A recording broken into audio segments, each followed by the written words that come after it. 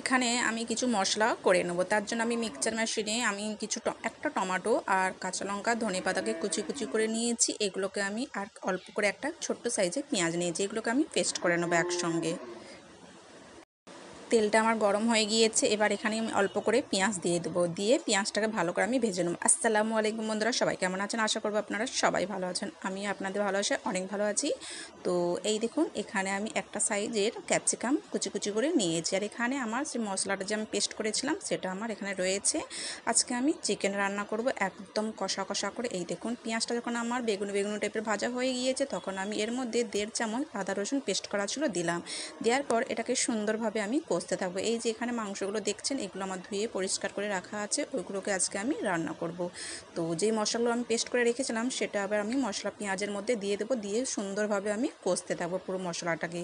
আজকে খুব পরিমাণে কষে কষে আজকে আমি চিকেনটাকে রান্না করব। তো তার জন্য আমি সব কিছু পেস্ট করে নিয়েছিলাম। মশলাটা দেখুন আমার খুব সুন্দরভাবে কষা হচ্ছে।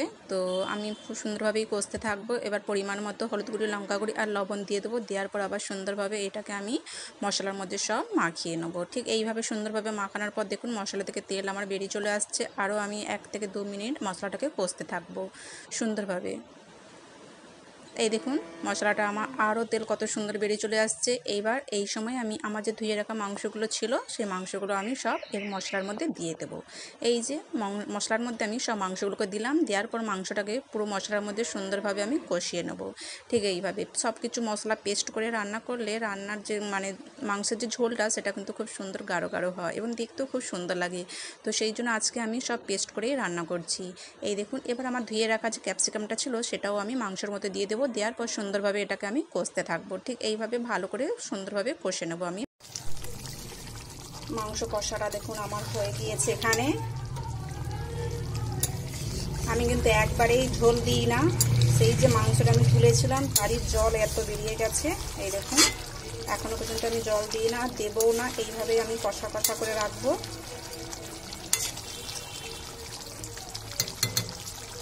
কত সুন্দর কালার আসছে।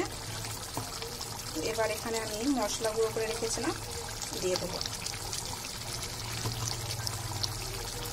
এতে এলাচ, দারুচিনি, লবঙ্গ, জিরা, ধনিয়া সব কিছু, গোলমরিচ সব কিছু একসঙ্গে মিক্সচারে পিস করে রেখেছিলাম। এই দেখুন, আমি আর ঝোলও দেবো না। এইভাবে আমি আর 5টা মিনিট ফুটিয়ে দেবো। ফুটিয়ে আমি নামিয়ে নেব। তরকারিটা আমার রেডি হয়ে গিয়েছে। যেহেতু আমি এই মশলাটা দিলাম সেই জন্য আমি এখানে 2 থেকে 5 মিনিট আমি ফুটতে দেবো।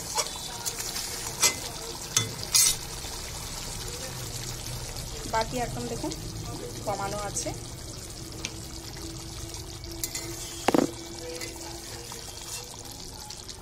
কালারটা কেমন আসছে বন্ধুরা? ভালো লাগলে লাইক, কমেন্ট, শেয়ার করতে ভুলবেন না। এই দেখুন,